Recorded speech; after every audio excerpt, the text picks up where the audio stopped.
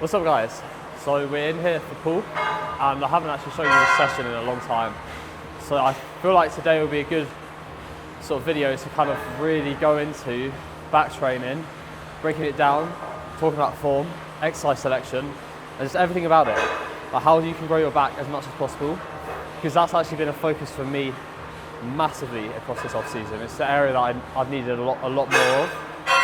And yeah, I want to get into the technicalities of it. So yeah, a bit more of an educational video today. Right now, like I've got 3 weeks left of dieting. So it's not like the training changes much when I diet, but it is slightly more modified around that goal of kind of retention. So as you can see, I'm warming up on the strict Pendlay row. So with this movement, you may have seen me do some pretty aggressive, like yeah buddy rows in the past. This is a lot more strict, controlled, and breaking up like the change of direction. So when I create that movement, it's very controlled and I'm using my muscles as efficiently as possible, and I'm not relying on body weight stability. I think with Pendlays, I feel like they need to be done from the floor. So you stretch out to the floor and you get a nice kind of rounding of the scap, like protraction, and then retract the scap, and it feels very, very good. So it's something to try. But yeah, that's kind of what I'm doing now. Instead of the 200 kg rows I've done in the past, this is more controlled, and yeah, I've been enjoying it. It's a good movement. So yeah, we're going to show you the session. We're going to show you exactly how I grow my back. We're going to talk about lat training, upper back training, erector training, all that stuff. And yeah, it'll be a good one. Let's go.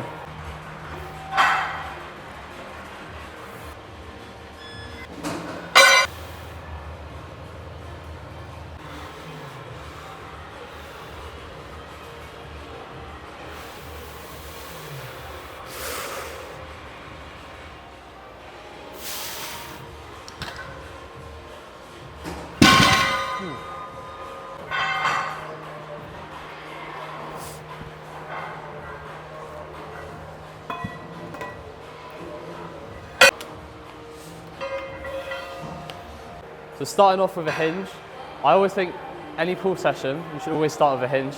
The way that my split's set up, I rest either side of legs. So what this allows me to do is on my pull session, it means that I can work on like my whole back still. I can bring in a bit of glute, bring in a bit of erector. So one day I'll do like more like a glute bias hinge or like a lower posterior hinge, and then this is more for the upper back, but still a good amount of erector, a bit of glute being in that like stretched out position, and then pulling from the floor means that I'm incorporating a good amount of erectors. Do that, I always think do these first, like when you're fresh, just maximize how much you can lift and put your erectors through that work. And then, you know, you've done that and then you go on to more like the more technical stuff afterwards. But don't ignore stuff like this, don't ignore the hard stuff. I see a lot of people now, they just do the single arm pull downs, the cuff pullovers, and they do have a place, but after you've kind of learned about this stuff, you know, don't do it before, because you're just going to step on stage and okay, you might have like some good lats, but what's here? And this is what connects to your lats, and if you've got nothing here, your back's going to look very weak. So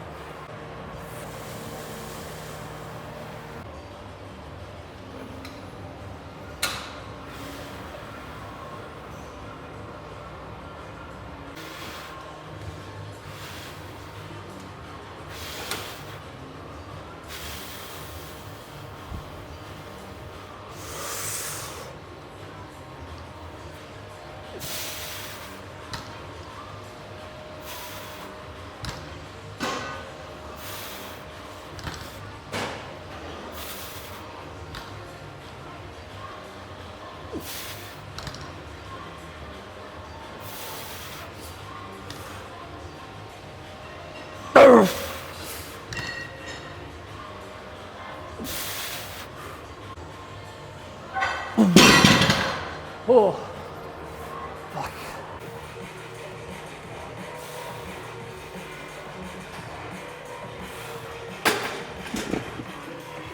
Ooh, so single arm row. Usually I wouldn't do this first in terms of lat work, because a row is always harder to bias your lower lat than any pull down variation, because the upper back musculature wants to come involved a bit more, because upper backs work from the elbow going like this. So obviously a row is closer to that than this, basically. However, this single arm row moves perfectly. It moves down into the pocket, so it's going down. So it's almost kind of like a pull down, but less, just not to the same extent.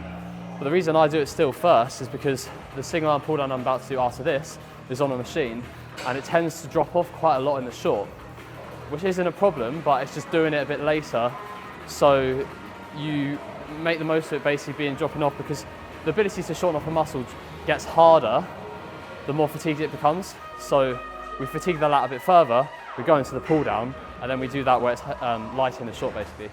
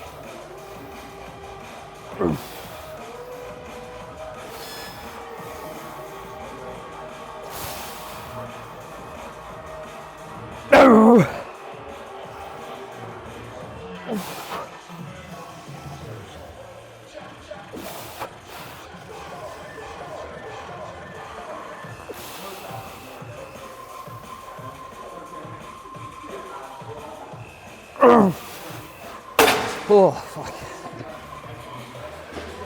When you do a single arm row, the cues you want to think about, most importantly, is elbow to hip. But something else I want to just stress is alignment is so important on this. If you set up on a cable and you row just like that almost, so you stretch out and your arm's going away from your body, you're going to really limit the stretch you can put through the lat. So when I do this, I position myself like here. So when I stretch out, my upper arm is going more like there. And I'm cueing, the upper arm needs to stay tucked in hard, closer to my body than the forearm. That way the elbow comes across and I get a much bigger stretch through the lat. So tuck in, position like this, and just cue stretching your upper arm across the midline. Because you don't want to be, if I'm sitting up here, if I'm like this, the stretch is so much less. So yeah, a lot of people think about alignment in terms of like where your elbow is in the short, but also where it goes in the stretch is so important.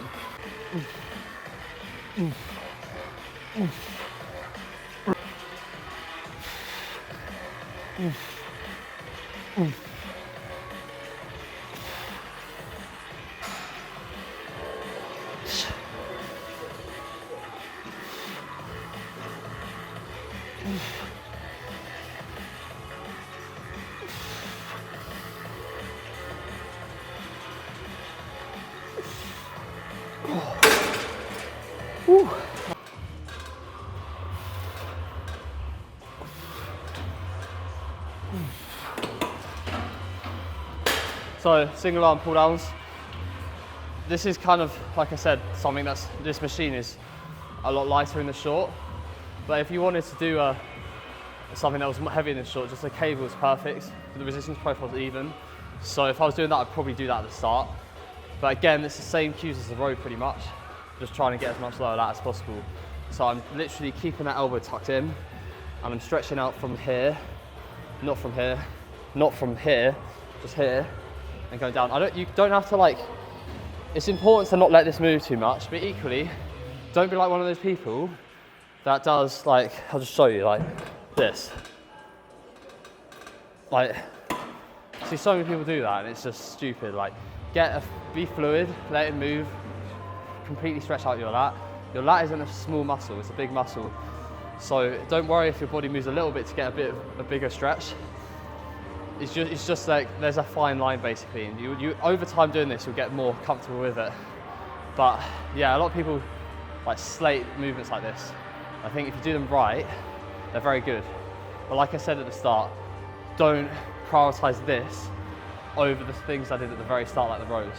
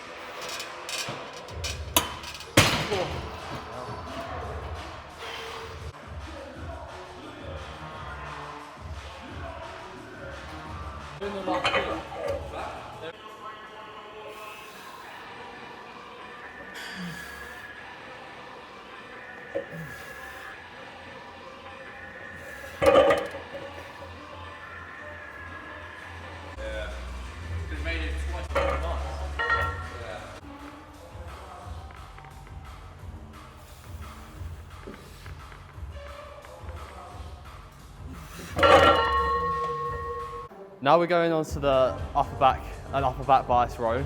This is a low to high row. So I always think the best approach with upper back training is to have at least one chest supported upper back row that's horizontal, or just basically just more pronated as well. This will give you a lot more rear delt. And then the other one, have more like low to high, and it's almost more like semi-pronated, or not completely neutral, but more like here. Because what this allows is a little less rear delt, and just a bit more of the scap, whereas if I'm out here and wider, more rear delt. So then you hit both, and then you're hitting your whole upper back. So in this session, we're doing the low to high row, which is the hammer strength low to high row, which is a lovely piece. It's so good for just traps. Like the trap pump you get from it is just crazy. I really, really like it. So yeah, 2 sets of this, that'll be the upper back work. Obviously we did the barbell row at the start, which is some upper back as well, but a bit more erector. And now this is more like the upper back bias, like really more precise movement. And yeah. So it's got pretty dark in here because we've got the Olympia on. It's the Olympia weekend. So we've got the men's physique on right now. So yeah, it's pretty cool to watch. I think I'm not too, I don't watch too much physique, but from what I've seen, I think Bondia is not going to really do that well because he doesn't look big enough. But I was kind of excited to see his comeback, which is a shame. We'll see, I might be wrong, but yeah, excited to see Ryan Terry as well. I'm sure he'll do well.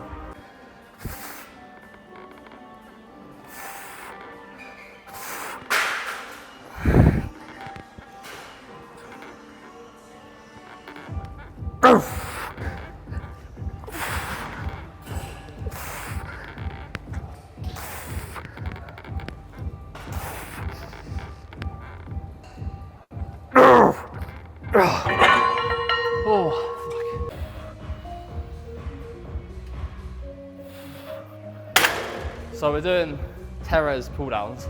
I like to call it that. People call it upper back pull downs. And if I leant back more, then it would be more upper back. But this is literally, I'm trying to work right at the top of the lat.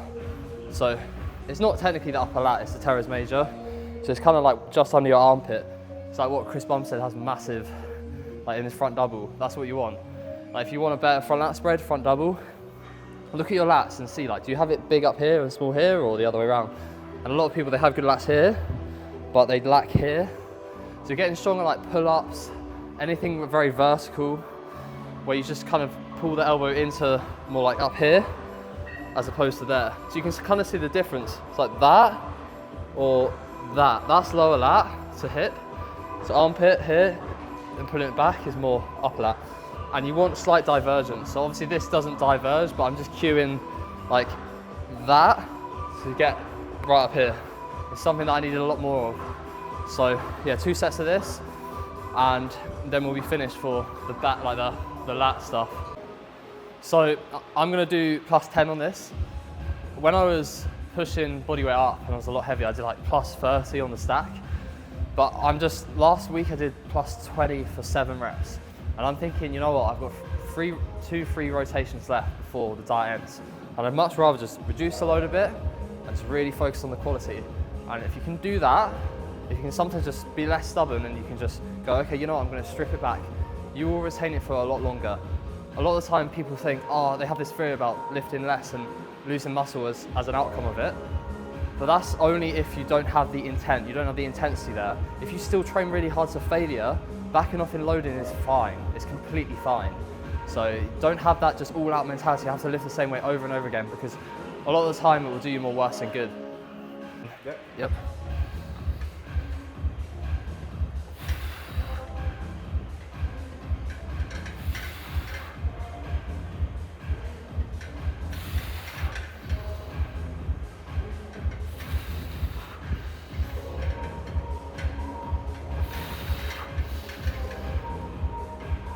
Come on.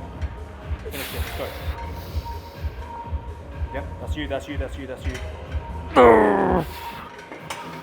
Oh, nice. Oh.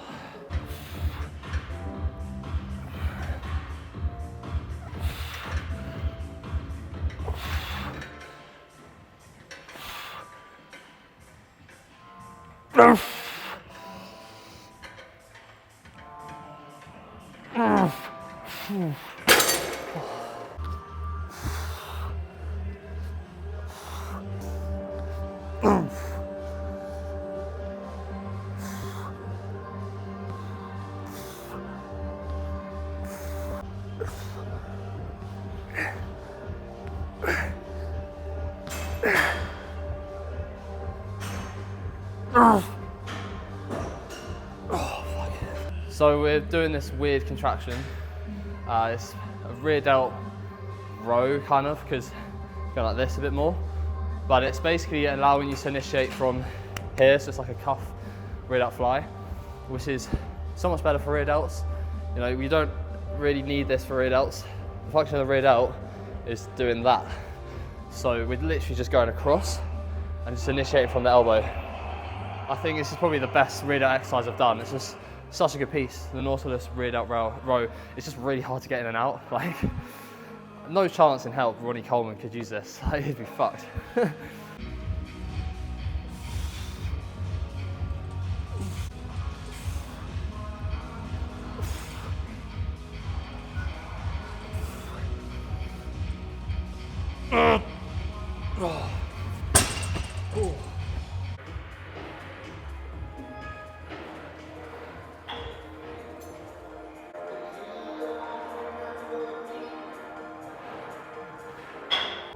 So this is the lowest volume I've ever done on biceps.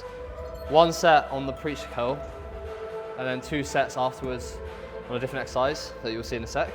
But the reason being is when I started dieting on very low food compared to my body weight, I noticed as the session would progress, retention would get harder and harder because I'm just burning through food. So doing 1 set here allows me to retain my movements afterwards. And it's worked really well, because at the start I was dropping performance significantly. Just took a set away, and yeah, it significantly improved my ability to retain performance. So yeah, it sounds really low, the volume, which I mean it is, but it just works. And if you keep your performance high, you're holding your muscle. So this is basically a short and bias movement, so we do it first. I like this piece a lot. I prefer it to the preacher curl machines, just a bit more even resistance profile, feels a lot more comfortable. And yeah, it's very stable. This pad has been modified because you wouldn't be able to, like this would be stretching out, but because the pad's longer now, you can really come back and stretch out massively, which is sick. And thank you to Nathaniel for doing that, because it really improved this piece.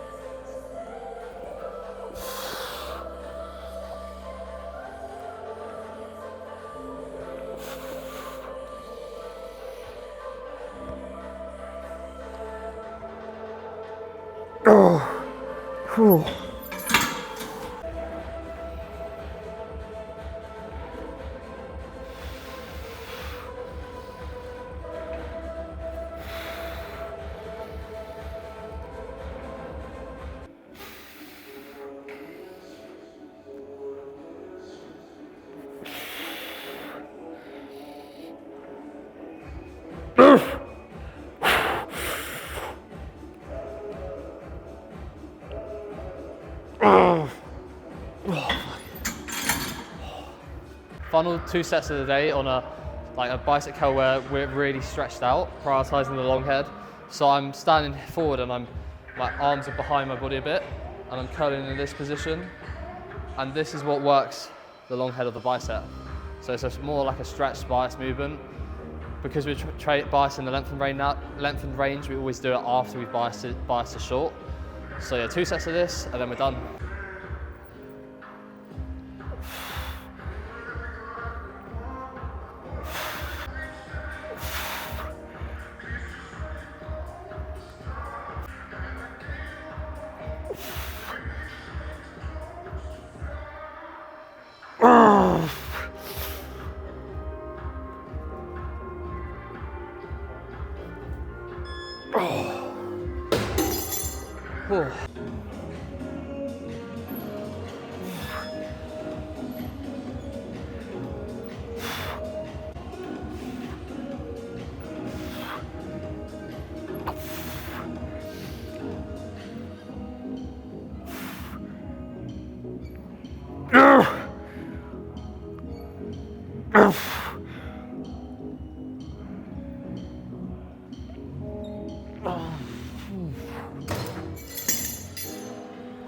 Done.